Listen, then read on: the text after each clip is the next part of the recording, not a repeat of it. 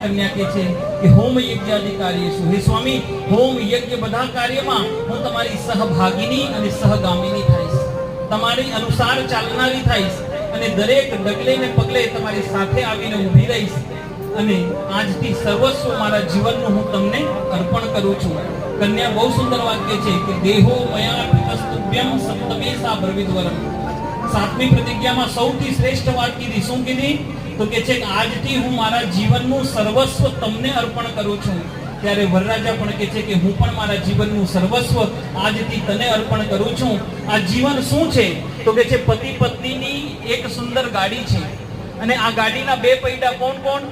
પતિ અને પત્ની. કેવી રીતના પૈડા? તો કે સાયકલની જેમ આગળ પાછળ વાળા નહીં, ફોર વ્હીલની જેમ આજુબાજુ વાળા.